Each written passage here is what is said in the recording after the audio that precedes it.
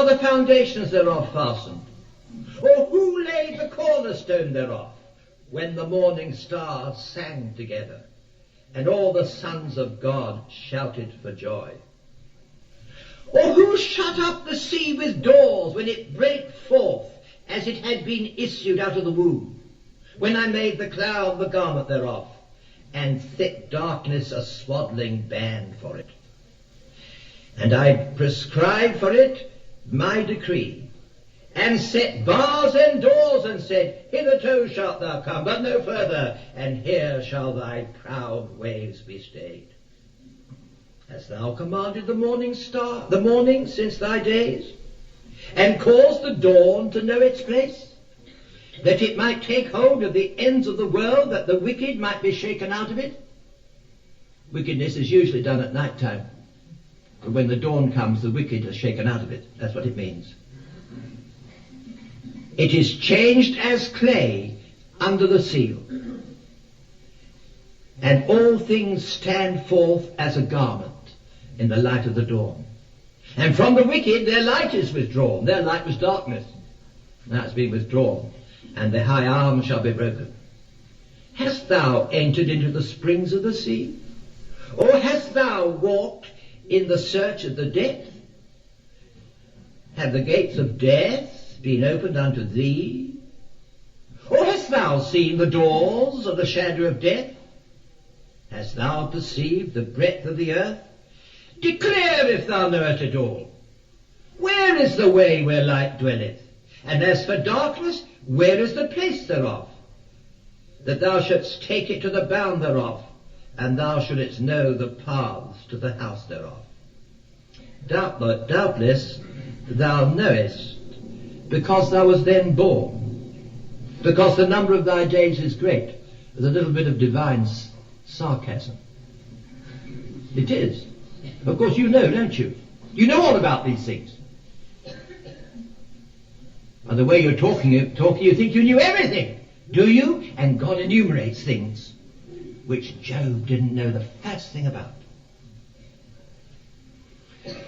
And so in chapter 38, we haven't time to read the whole of it. God passes in review the whole of creation, and in particular in chapter 38, the material creation. Then in chapter 39, God passes in review the animal kingdom. It's the most extraordinary passage, most beautiful survey. It's marvelous. It can appear in hardly any other scripture. Way back in eternity, these ancients, oh, how they knew the book of nature. First of all, the material creation, and then the vast array of the animal kingdom is passed in review in chapter 39. And with regard to it all, God asks Job certain questions. I've counted them up, and in these 2 chapters, God asks Job 35 questions in all. And he wants an answer. Stand up, be a man. You've asked me questions, I'm going to ask you 35. And I want you to answer me. Now these questions can be grouped, I think, broadly speaking, into 2. Now those questions we begin with where. Where wast thou when I laid the foundations of the world? Or other questions which begin with who. Who shut up the sea with the doors thereof, and prescribed its bounds, saying, hither shalt thou come, and no further? And in these questions that begin with where or who, God is challenging Job's professed knowledge of things. Well, he does profess it. If in challenging God's righteousness with regard to his own affairs, he's putting himself on an equal with God. All right, if you're an equal with God, then I ask you these questions. And he asks him questions for which he hasn't got the first answer.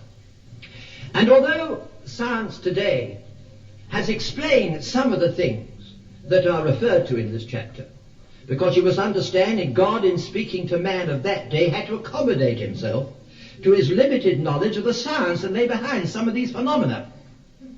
And although science has explained some of the phenomena, it's only pushed the question further back.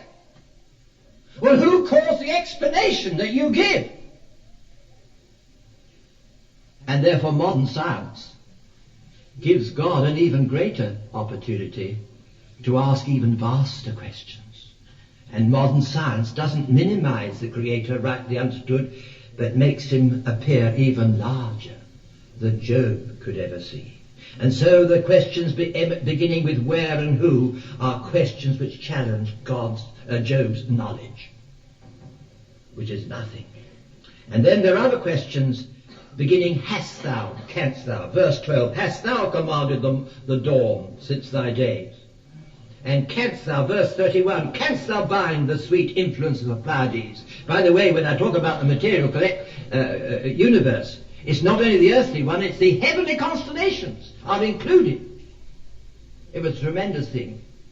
And you have these questions, hast thou, canst thou? And these are challenging Job's fancied power. If he is in effect putting himself on a level with God, well, how does he match up? Can you do that? Canst thou?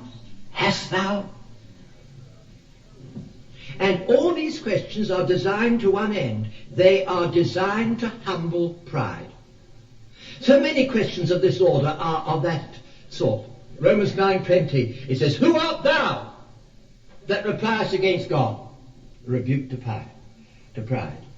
In Isaiah 51:12, who art thou that is afraid of the adversary and forgettest the Lord thy Maker? Perhaps you can't see how that's a rebuke to pride. It is. When you're frightened, it's pride.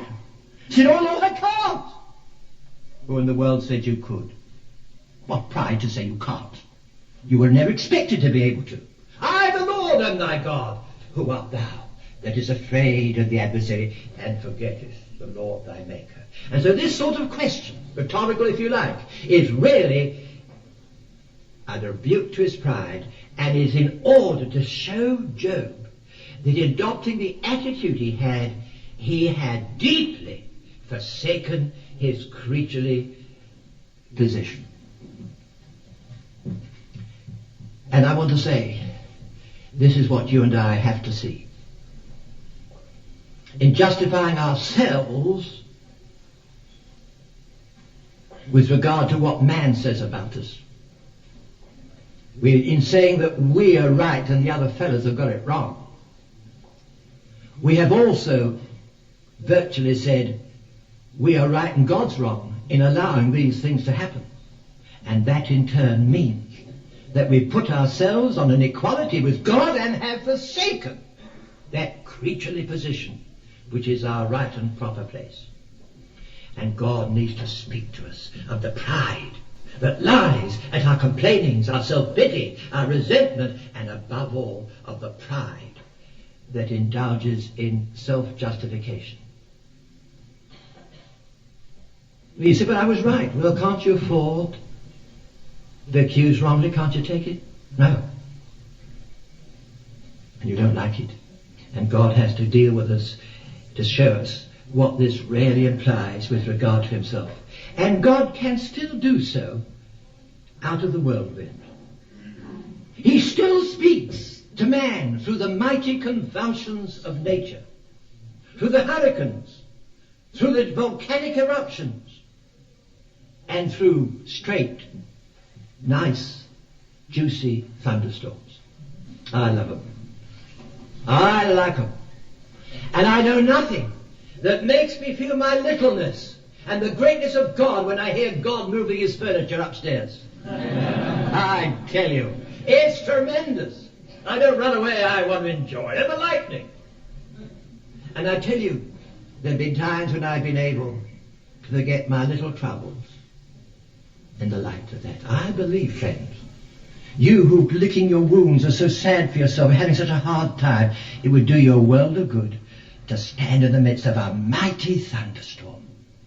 And God can still speak to us from the book of nature. And he can still rebuke the pride that lies in our complainings.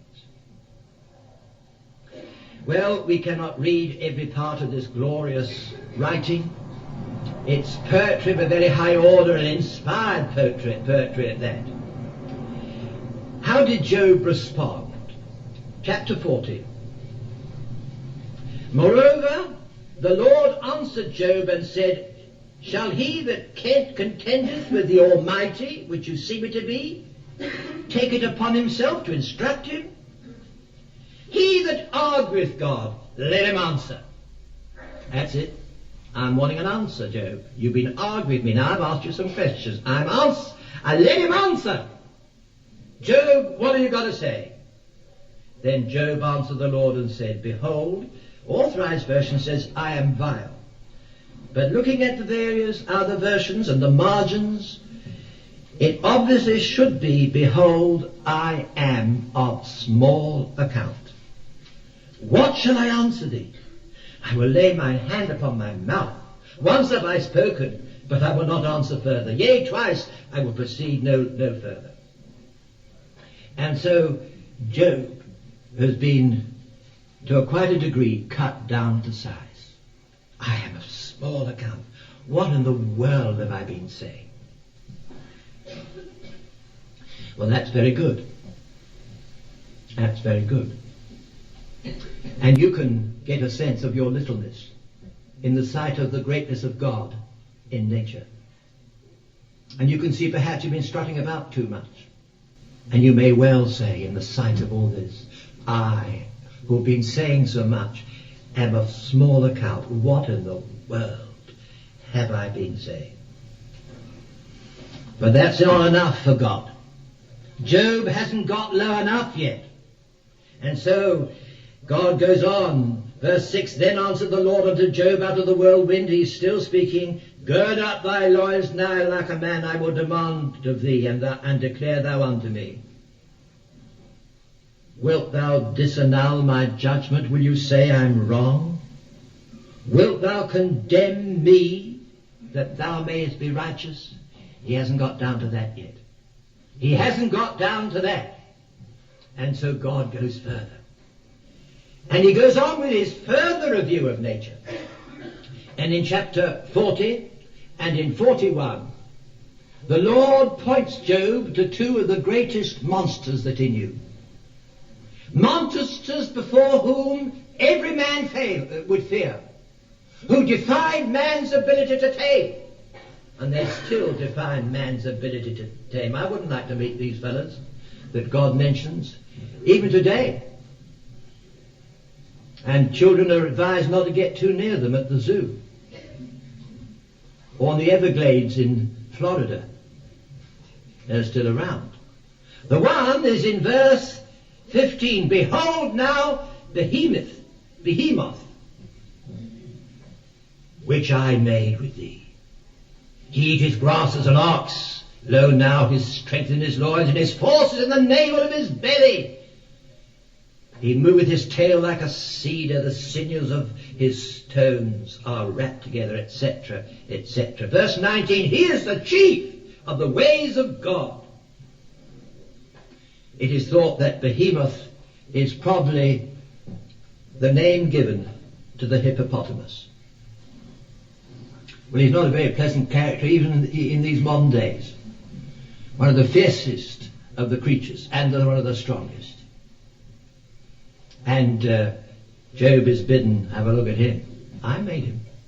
I control him. Can you do that? Not on your life. And then God points Job to another huge monster. Chapter 41, verse 1, Canst thou draw out Leviathan with a hook?